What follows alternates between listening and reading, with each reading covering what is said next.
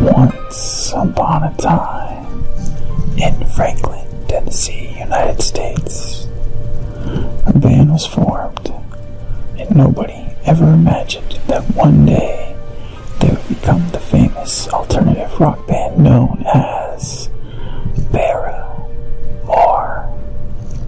But how did Paramore become such a famous alternative rock band? And why did they become an alternative rock band? What does Paramore really mean? It is one of Hayley Williams' most treasured possessions, a camouflage hunting knife. In the early days, did they really study the Bible while on the road? Did Atlanta Records really sign her with the hopes that they would one day become pop stars? It's time for me to answer all these questions and more. It's time for me to answer all these questions and more. Since this is ASMR, Aaron, back at it again with another daily video to help you relax. So lay back and enjoy the ride. I hope this video gets you through your day, or even better, I hope this read helps you gently fall asleep. I can't wait to get started. This is the tale of Paramore.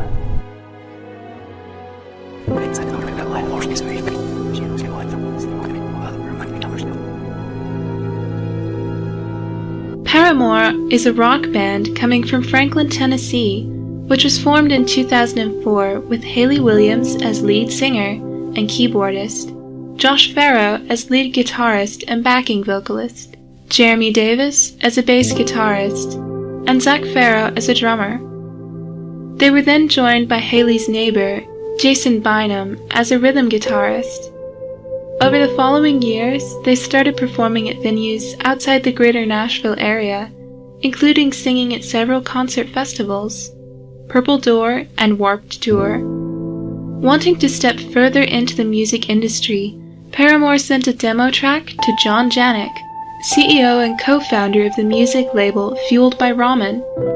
John was amazed by their rock sounds and decided to go to one of their live performances at Taste of Chaos in Orlando, Florida, to see them singing live. Finding their shining musical talents, John invited them for a smaller private performance and signed them to the label in April 2005. Holding the chance to record music in their hands, Paramore didn't want to waste their time and started to record a debut album. At that stage, Jeremy unfortunately had to leave the band, citing personal reasons. 2 days after he left, the 4 remaining band wrote a song called All We Know as a tribute to Jeremy's withdrawal.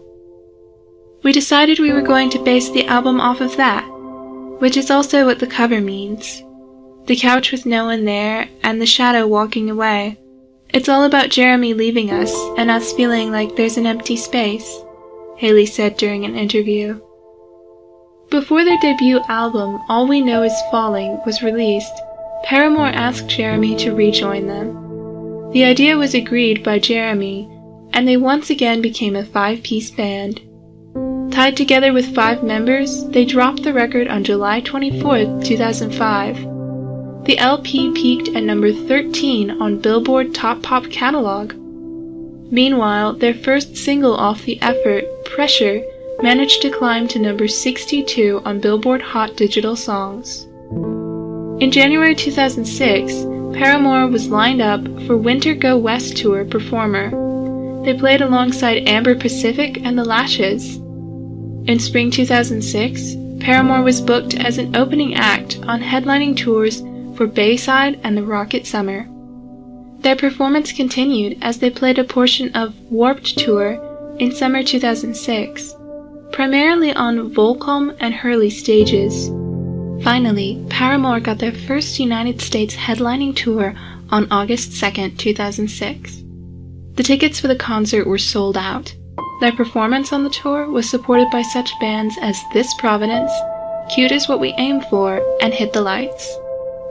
The tour was wrapped up in Nashville, performing at several festivals, becoming an opening act for other bands, and holding their own concert led them to be voted as Best New Band by readers of the British magazine Kerrang! In that year. In January 2007, Paramore entered the recording room, cooking up new materials for their sophomore major studio album. Teaming up with David Bendeth, the same man who helped Breaking Benjamin, producing Phobia, Paramore recorded Riot and dropped it in June 2007. The album peaked at number 15 on the Billboard Hot 200 albums chart and at number 2 on UK Rock Albums chart. Following their success with Riot, Paramore were signed by the director of Twilight to write songs for the movie soundtrack. They worked on 2 theme songs, one of which was titled Decode, and deals with anger and outrage that are experienced by the main characters in the movie. The other one was a slower jam called I Caught Myself. The soundtrack album for the romantic drama movie was released on November 4th, featuring also singles from Muse and Linkin Park. The LP made its debut at number 1 on Billboard Hot 200 albums chart, having sold about 164,700 copies in its first week in the US stores, and added another 107,000 copies in its second week on sale.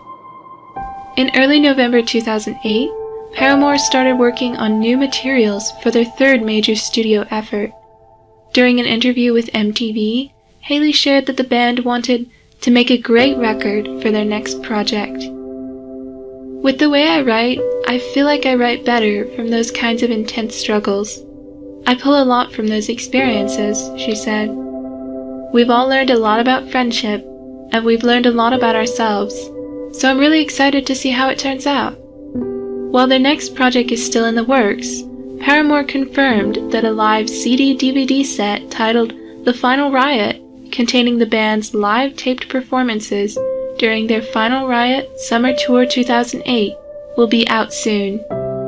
Taped and recorded during their nearly non-stop tour, the double CD-DVD package will present the band's extraordinary year with live renditions of hits such as Misery Business and That's What You Get.